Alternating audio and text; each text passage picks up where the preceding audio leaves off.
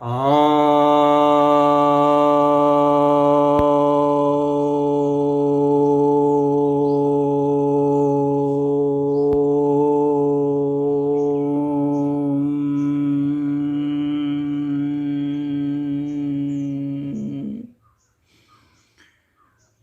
सभी भक्तजनों को सप्रेम नमन। भक्तों, अभी एक मूवी आने वाली है, द केरला स्टोरी। इस मूवी का अभी एक ट्रेलर रिलीज हुआ है। उसमें यह दिखाया जा रहा है, यह मूवी तो लव जिहाद के ऊपर है। कैसे लव जिहाद करके हिंदू लड़कियों को और क्रिश्चियन लड़कियों को कन्वर्ट कर दिया जाता है इस्लाम में, और फिर उन्हें आतंकवादी बनाया जाता है। लेकिन उस विषय पर नहीं, अभी जो मैं चर्चा करने जा रहा हूँ वो उसमें एक डायलॉग के ऊपर है। उसमें हिंदू देवी देवताओं के ऊपर प्रश्न चिन्ह खड़ा किया गया है। उसका उत्तर जो है मैं बता रहा हूँ। उसमें यह एक लड़की पूछ रही है दूसरी लड़की से, एक मुस्लिम लड़की है, वह पूछ रही है हिंदू लड़की से कि तुम किस गॉड को मानती हो। तो उसमें वह कहती है कि मैं शिवा को मानती हूँ, सबसे बढ़िया गॉड। तो वह लड़की कहती है कि जो अपनी पत्नी के लिए सामान्य आदमी जैसा, कॉमन मैन जैसा रोता है, बिलखता है, पागलों की तरह घूमता है, वह कैसे गॉड हो सकता है। यह प्रश्न, इस प्रश्न का उत्तर वह लड़की नहीं दे पाती है। क्यों नहीं दे पाती है? इसलिए दो कारणों से, और न काउंटर क्वेश्चन कर पाती है। दो कारणों से। पहला कि वह जो लड़की हिंदू है उसने अपने धर्मशास्त्र का बढ़िया से अध्ययन नहीं किया है। दूसरा, उसने अपने धर्म का अध्ययन नहीं किया है, इस्लाम का भी अध्ययन नहीं किया है। अगर वो अध्ययन की होती तो अवश्य ही उत्तर देती, और बढ़िया उत्तर देती। अधिकतर हिंदू लड़कियां निरुत्तर हो जाती हैं, हिंदू लड़के भी निरुत्तर हो जाते हैं, क्योंकि धर्मशास्त्र का अध्ययन नहीं करते हैं। कोर्स में भी पढ़ाया नहीं जाता है, और स्वयं भी अध्ययन नहीं करते हैं। और जब अध्ययन नहीं करते हैं तो वहाँ पर जब बातचीत होती है, हालांकि इस्लाम में भी कुछ बहुत चीज़ें नहीं है अध्ययन करने के लिए। दो चार मोटी मोटी बातें हैं जिसको कि वे लोग पढ़ लेते हैं और पूछते हैं।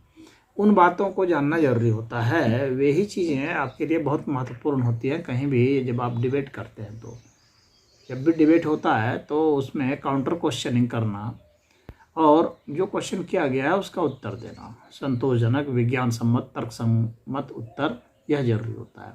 तो जो यह नहीं दे पाती है तो यह हिंदुओं की कमजोरी है। ऐसा नहीं है कि धर्मशास्त्र में जो है सही बात नहीं बताई गई है या तर्कसंगत उत्तर नहीं है, लेकिन आपने अध्ययन नहीं किया। आप तो वैसी चीज़ों का अध्ययन करते रहे जो कि आपकी आजीविका के लिए महत्वपूर्ण है, लेकिन जो आपके जीवन के लिए महत्वपूर्ण है उनका आपने अध्ययन ही नहीं किया। तो इसलिए ये हालत हो जाती है। चलिए अब प्रश्न पर आते हैं कि वो गॉड कौन सा गॉड हो सकता है जो कॉमन मैन की तरह रोता है। जैसे राम भी रो रहे थे सीता के अलग हो जाने पर, और शिवा भी सती के दाह कर लेने पर क्रोधित हो गए थे और वो चिल्ला रहे थे, और उनकी लाश को लेकर के वो जगह जगह घूम रहे थे पागलों की तरह। इस तरह का दृष्टांत आता है।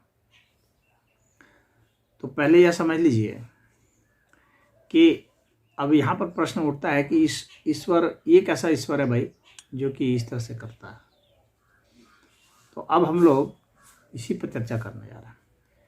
ईश्वर, जो ईश्वर रो नहीं सकता, वह कौन सा ईश्वर होगा? अब इसका काउंटर देखें आप। जो ईश्वर रो भी नहीं सकता, जो ईश्वर हंस नहीं सकता, जो ईश्वर शरीर धारण नहीं कर सकता, जो ईश्वर हम लोग के साथ बातचीत नहीं कर सकता, जो हम लोग के साथ नाच गा खेल कूद नहीं सकता, वह कैसा ईश्वर है? यह काउंटर क्वेश्चन किया जा सकता था। तो ईश्वर वे होते हैं जो सब कुछ कर सकते हैं और सब कुछ करते हुए इससे मुक्त रहते हैं। उनका ईश्वर, जो इस्लाम का ईश्वर है, वह तो अवतार नहीं ले सकता, वह तो उतर नहीं सकता, वह शरीर धारण नहीं कर सकता। आप ये भी पूछ सकते हैं कि तुम्हारा वो कौन सा ईश्वर है जो यहाँ नहीं उपस्थित है, जो सातवें आसमान पर ही खाली रहता है? ईश्वर तो है जो सब जगह उपलब्ध हो। ईश्वर वो है जो सब चीज़ हो सकता हो। उसका ईश्वर जो है साकार हो ही नहीं सकता। तो वो कौन सा ईश्वर है? उसमें तो सामर्थ्य नहीं है साकार होने की। वो जन्म ही नहीं ले सकता, जन्म लेने की सामर्थ्य नहीं है।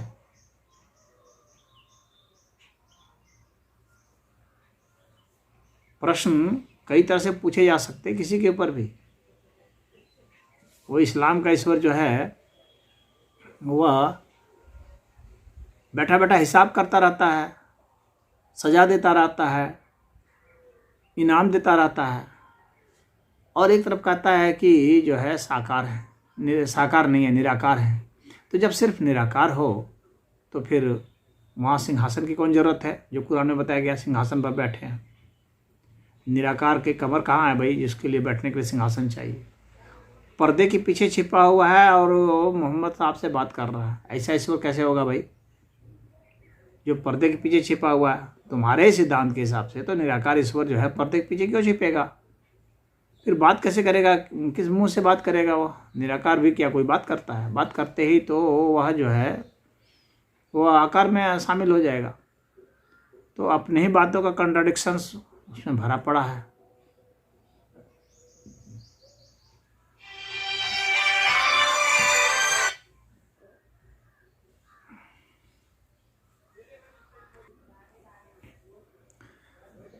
बहुत लोग यह मानते हैं कि ईश्वर को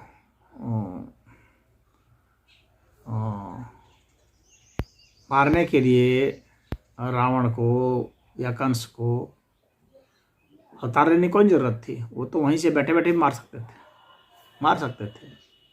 लेकिन अगर उन्होंने खुद ही विधान कर रखा है कि इसे मैं अपने हाथ से मारूंगा और हाथ से मारूंगा तो चाहिए, तो हाथ तो चाहिए, फिर तो आकार धारण करना पड़ेगा।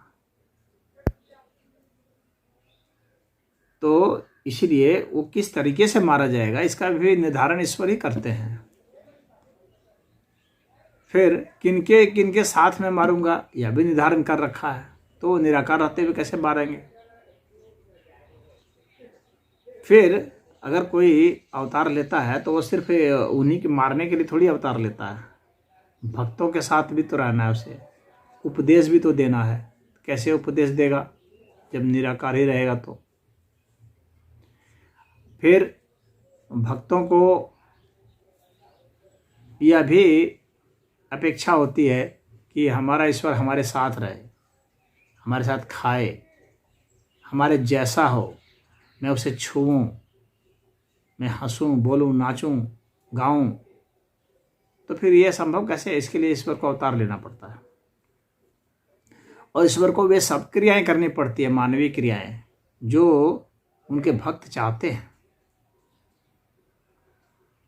तो उनके भक्त चाहते हंसे तो वे हंसते हैं। उनके भक्त चाहते हैं कि मानवीय व्यवहार करें, यानी मानवीय व्यवहार करके संदेश दें। तो जो व्याकुलता है वह वे दिखलाते हैं। किस तरह से मानव व्याकुल होता है तो वो व्याकुलता की पराकाष्ठा दिखलाते हैं।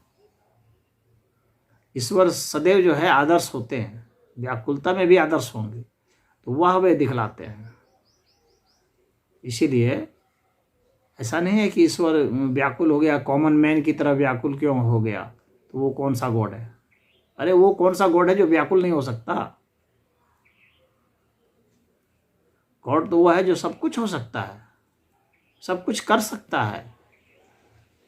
और सब कुछ करते हुए, सब कुछ होते हुए भी इससे परे होता है, इससे एक्स्ट्रा होता है, वह गॉड होता है। तो गॉड की परिभाषा जो है इन लोगों ने जैसे समझ रखी है, ब्राह्मिक रिलीजन ने, उसके हिसाब से ये प्रश्न पूछते हैं, तो आप उसका उत्तर, समुचित उत्तर दे सकते हैं। इनके प्रश्न जैसे होते हैं कि अरे तुम्हारे भगवान को तो हमने तोड़ दिया, मूर्ति को तोड़ देते हैं तो कहते हैं तुम्हारे भगवान को तोड़ दिया हमने, लेकिन जो टूटा हुआ था वो कौन था? जो टूटा हुआ हिस्सा था वो तो भगवान ही है, और जो अभी अनटूटा हुआ है, बाकी जो इतने बड़े बड़े पहाड़ हैं, ये है, ये कौन है? ये भी तो भगवान है। तुम किसको किसको तोड़ सकते हो? कितना तोड़ सकते हो? तोड़ के अगर तुम उसको पाउडर भी बना देते हो, चटनी भी बना देते हो, तो वो भी तो वो ईश्वर ही है। वो टूटा कहाँ? जो मूर्त है, मूर्त का मतलब ही होता है जिसका आकार प्रकार हो। तो आकार प्रकार पाउडर का भी होता है, और बड़ी सी जो प्रतिमा बनाई जाती है उसका भी होता है। तो मूर्त ही रहता है, अमूर्त कहाँ होता है? और जब वो अमूर्त हो गया उस वक्त भी वह ईश्वर होता है।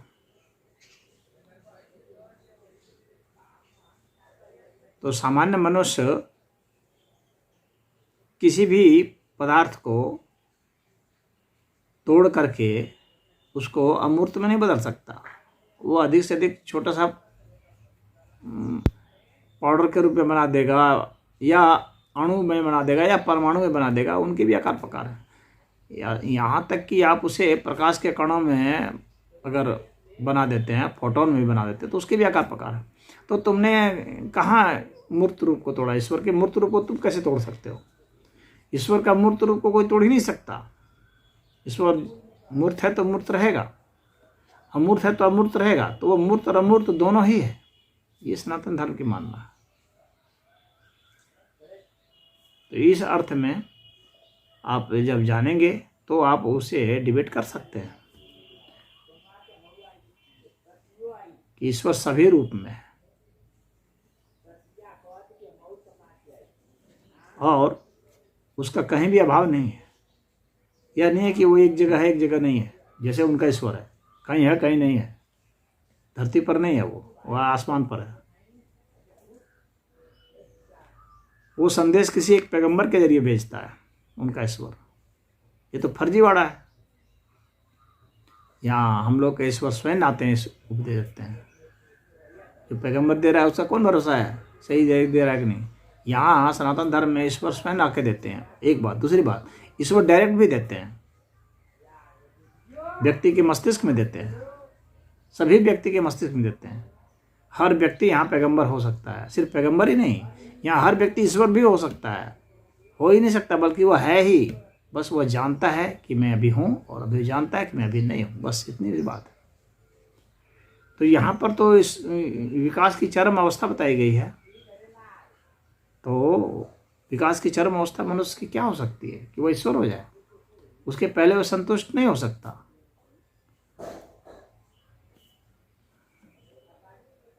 और वहाँ पर क्या बना सकता है? वहाँ पर ईश्वर की क्या क्षमता है? वहाँ उनके अल्लाह की क्या क्षमता है? अल्लाह क्या किसी को अल्लाह बना सकता है?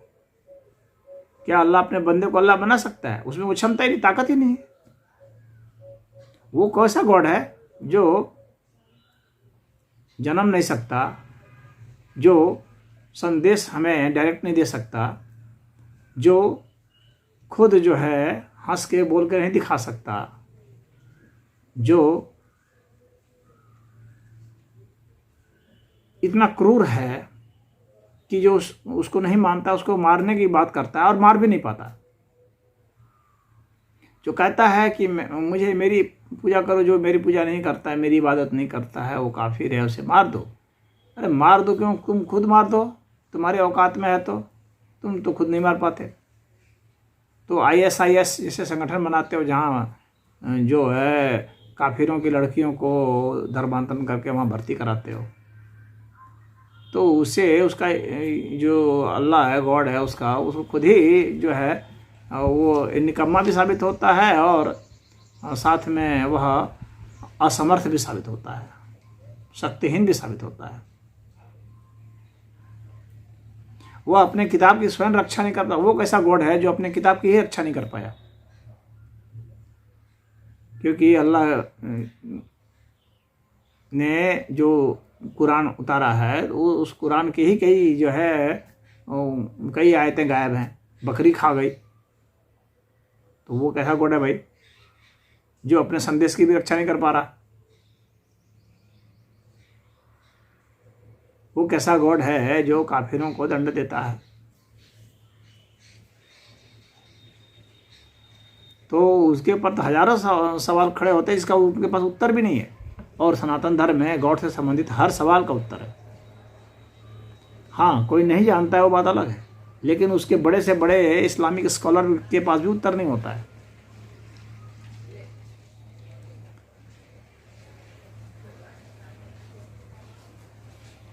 छह दिन में कहते हैं कि ये दुनिया बना दी, और दुनिया पहले नहीं थी। तो जो चीज़ पहले नहीं थी उसको आपने किस चीज़ से बनाई? शून्य से बना दी। शून्य से तो कभी कुछ बनता ही नहीं। शून्य का मतलब कुछ होता ही नहीं है। कुछ नहीं से कुछ हो जाना ऐसा कभी नहीं हो सकता। ये अनसाइंटिफिक है, ये झूठ है सरासर। और जब सूरज चांद तारे कुछ थे नहीं तो गणना कैसे की 6 दिन 6 रात की, जब कुछ भी नहीं था? क्योंकि गणना करने के लिए कोई ना कोई रेफरेंस पॉइंट चाहिए होता है। तो जब कुछ भी नहीं था तो कैसे गणना की? तो ये सब तमाम प्रश्न हैं जिसका उत्तर उनके पास नहीं है। तो आप सब ऐसे प्रश्न पूछ सकते हैं। हरि ओम।